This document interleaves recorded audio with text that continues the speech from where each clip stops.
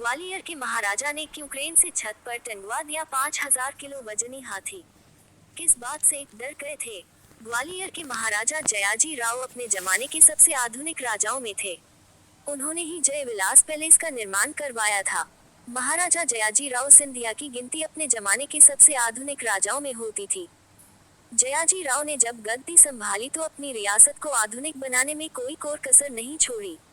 उन्होंने अपनी रियासत में न्यायालय की स्थापना की, कर संग्रह करने का तरीका विकसित किया और आगरा से ग्वालियर तक रेल लाइन बिछवाई। महाराजा जयाजी राव सिंधिया ने राज परिवार के लिए एक नया महल बनाने का फैसला किया। वरिष्ठ पत्रकार और लेखक रशीद किदवई अपनी किताब हाउस ऑफ सिंधिया में लिखते हैं कि जयाजी राव जब गद्दी पर बैठे तो उस जमाने के मशहूर architect colonel sir Michael Fellows को बुलवाया और एक नए महल का नक्शा तैयार करने को कहा। महाराजा जयाजी राव सिंधिया की इच्छा एक ऐसा महल बनाने की थी जो न सिर्फ यूरोप को टक्कर देता हो बल्कि उससे बेहतर हो। महाराजा की मंशा के मुताबिक डिजाइन बना और काम शुरू हुआ।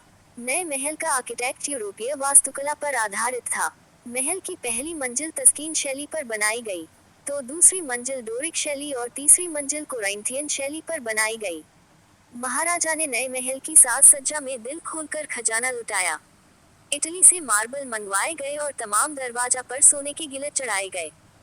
आखिरकार साल 1874 में महल बनकर तैयार हुआ और इसे नाम दिया गया जय विलास पैलेस।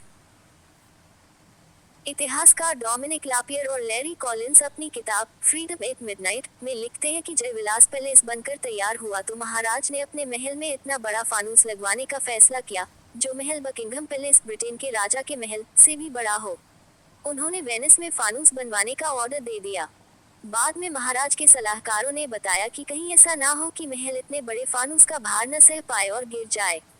इसके बाद महाराजा ने शंका दूर करने के लिए अनूठी तरकीब निकाली। लापियर और कॉलिंस लिखते हैं कि जय विलास पैलेस 3,000 किलो से ज्यादा के भारी भरकम फानूस का वजन झेल पाएगा या नहीं, ये जांचने के लिए महाराज ने अपने सबसे वजनी हाथी को क्रेन की मदद से उसकी छत पर चढ़ा दिया। उस हाथी का वजन 5,000 किलो से ज्यादा था। हाथी के वजन से छत पर जरा भी आंच नहीं आई। इसके बाद महाराज ने ऐलान किया कि जय विलास पैलेस की छत 7 समंदर पार से लाए जा रहे फानूस का वजन सहने को तैयार है। महाराजा जयाजी राव की गिनती सबसे अमीर महाराजाओं में होती थी। रशीद किदवई लिखते हैं कि उनके पास अकूत धन दौलत थी और ग्वालियर के किले में अलग अलग जगह पर अपना खजाना छिपा कर रखते थे। कई सीक्रेट चैम्बर बनवाए थे और यह सीक्रेट चैम्बर खास कोड से खुलते थे जिसका नाम बीजक था। जयाजी राव सिंधिया के बाद जब उनके बेटे माधो राव सिंधिया गद्दी पर बैठे, उनसे गलती से बीजक खो गया और एक तरीके से खजाने से भी दूर हो गए। माधो महाराज ने अंग्रेज अफसर कर्नल बैनरमैन को खजाना ढूंढने के लिए बुलवाया। कर्नल बैनरमैन ने ग्वालियर के किले से 6.25 करोड़ रुपए कीमत के सोने के सिक्के ढूंढे।